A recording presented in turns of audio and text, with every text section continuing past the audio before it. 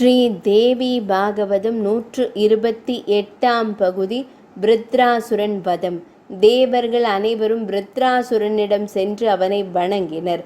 பின் அவனது வீரத்தை புகழ்ந்தனர். பின் தாம் அவனை தேவர்களின் தலைவனாக ஏற்பதாக கூறி இந்திரன் பதவியை இழந்தமையால் அவனை விரோதிக்க வேண்டாம் என்று கேட்டுக்கொண்டனர்.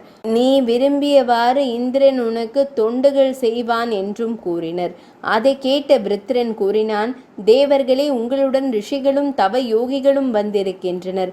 அவர்கள் நல்லவர்கள், ஒழுக்கமானவர்கள், தர்மவான்கள், கடவுள் பக்தி மிக்கவர்கள், அதனால் நன்மையையே செய்பவர்கள், கபடமில்லாதவர்கள். ஆனால் இந்திரன் அப்படியானவன் அல்ல.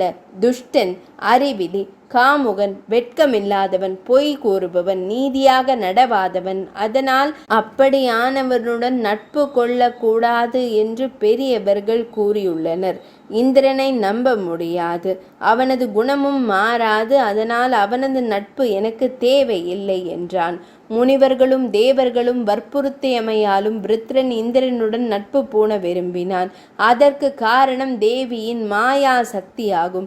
அதனால் மகிழ்ந்த தேவர்கள் இந்திரனை அழைத்து வந்து அக்னி சாட்சியாக விருத்திரன் விரும்பியவாறு சத்தியம் செய்து கொடுக்க வைத்து சிநேகம் செய்து வைத்தனர். அதன் பின் இருவரும் நண்பர்களாயினர்.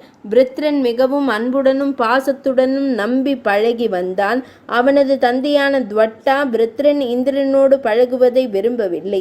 அவர் கூறினார், இந்திரனை ஒருபோதும் நம்பாதே, அவன் தனது நலனுக்காக எதையும் செய்வான். வேடதாரி, கபட புத்தி உள்ளவன். உனக்கு அவனது நட்பு தேவையில்லை என்று கூறியதை விருத்திரன் பெரிதாக எடுக்கவில்லை. ஒரு நாள் விருத்திரனை இந்திரன் கடற்கரையில் சந்தித்தான்.